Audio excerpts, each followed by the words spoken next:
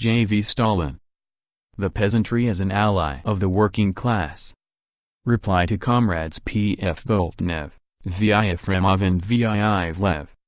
Source: Works, Volume 8, January to November, 1926, pages 97 to 100. Publisher: Foreign Languages Publishing House, Moscow, 1954.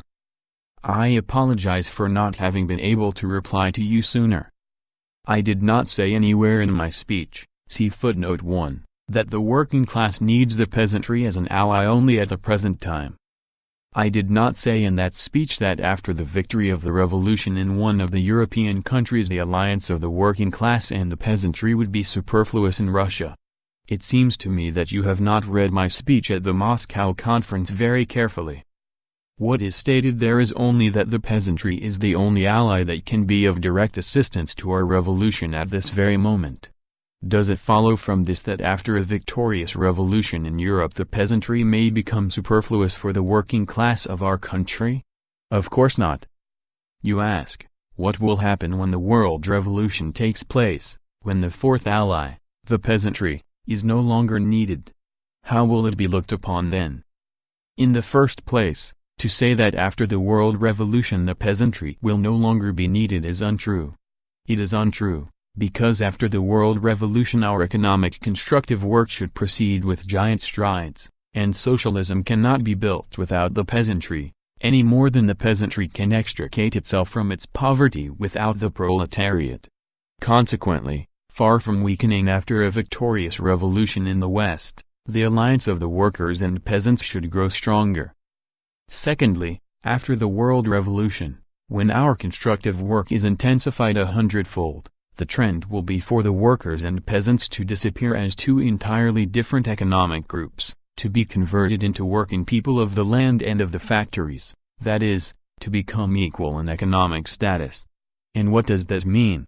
It means that the alliance of the workers and peasants will gradually be converted into a fusion, a complete union, into a single socialist society of former workers and former peasants, and later simply of working people of a socialist society. That is our view as regards the peasantry after the victory of the world revolution. The matter at issue in my speech was not how our party would look upon the peasantry in the future, but which of the four allies of the working class is its most direct ally and immediate assistant at the present moment, at the present juncture, when the capitalists in the West are to some extent beginning to recuperate. Why did I present the question in my speech precisely in this light? Because there are people in our party who, out of stupidity and folly, believe that the peasantry is not our ally. Whether it is a good or bad thing that there are such people in our party is another matter, but the fact remains that there are. It was against such people that my speech was leveled, and I therefore pointed out that at the present juncture the peasantry is the most direct ally of the working class, and that those who sow distrust towards the peasantry may, without themselves realizing it, wreck the cause of our revolution. That is to say, they may wreck both the cause of the workers and the cause of the peasants. That is what I was talking about. It seems to me that you are somewhat offended at my calling the peasantry a not very firm ally, an ally not as reliable as the proletariat of the capitalistically developed countries. I see that you have taken offense at this. But am I not right? Must I not tell the truth bluntly? Is it not true that at the time of the Kolchak and Denikin invasions the peasantry quite often vacillated, siding now with the workers, now with the generals? And were there not plenty of peasant volunteers in Denikin's and Kolchak's armies? I am not blaming the peasants, because their vacillations are due to their inadequate political understanding. But, since I am a communist, I must tell the truth bluntly. That is what Lenin taught us. And the truth is that at a difficult moment, when the workers were being hard-pressed by Kolchak and Denikin, the peasantry did not always display sufficient staunchness and firmness as an ally of the working class. Does this mean that we may wash our hands of the peasantry, as certain unwise comrades are doing now, who do not consider it an ally of the proletariat at all? No. To wash our hands of the peasantry would be to commit a crime against both the workers and the peasants.